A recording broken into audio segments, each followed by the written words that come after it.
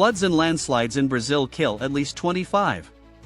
At least 25 people have died in the southeastern Brazilian state of Minas Gerais after heavy rains on Monday evening caused floods and several landslides. Most deaths were reported in the city of Juiz de Fora, where officials say 18 people were killed, while another 7 deaths were reported in UB. Rescue operations are ongoing, with workers and residents searching for dozens of people reported missing after several homes and buildings collapsed overnight. Brazilian President Luiz Inácio Lula da Silva sent his deepest condolences to the families of the victims and those who lost their homes.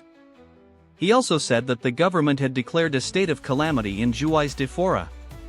In a post on X, Lula said he had mobilized the wider government to support those in the region and said his focus was on providing humanitarian assistance and supporting reconstruction efforts.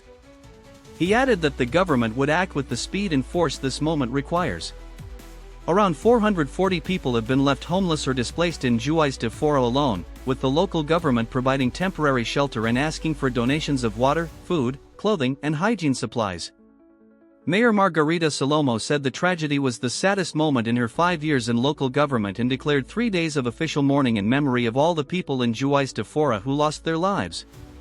She said children were among those who died in Juiz de Fora, but the city has so far not released any further official information on the victims' identities. Valtenser Coutinho de Miranda made a plea on live television as he searched for his 6-year-old daughter who was among those missing. Holding a shovel in his hand among the mud and debris left by a landslide, he told TV Globo, "We are here to find her, with God giving us strength and comforting our hearts, so that we may find her alive." A man who helped rescue a 4-year-old child and 3 adults from an area of Juiz de Fora affected by landslides told local media he was still searching for his nephew. "In that moment you don't choose who you help, you just do your best to help," he said in tears. Videos shared on social media showed widespread devastation caused by the rain, with muddy waters carrying vehicles and other debris through the city and several buildings collapsing. A video taken in UB showed several caskets being carried by the stream as flooding hit a funeral home in the city. An image shared by local government showed the impact of the heavy rains on a hill above Juiz de Fora, called Morro do Cristo, with waters eroding a deep gorge through the middle of it. Minas Gerais Governor Romeu Zema said the state was experiencing a sad day and offered his solidarity to the families affected by the intense downpours. Local officials say this has been the rainiest February in the history of Juiz de Fora, with the current rainfall in the region already more than double the amount expected for the month. On Tuesday, the country's National Meteorological Institute issued a heavy rain alert for all of Minas Gerais, Rio de Janeiro and 12 other Brazilian states. It is currently summer in Brazil and peak rainy season, with thunderstorms, flooding and landslides a common sight in the country.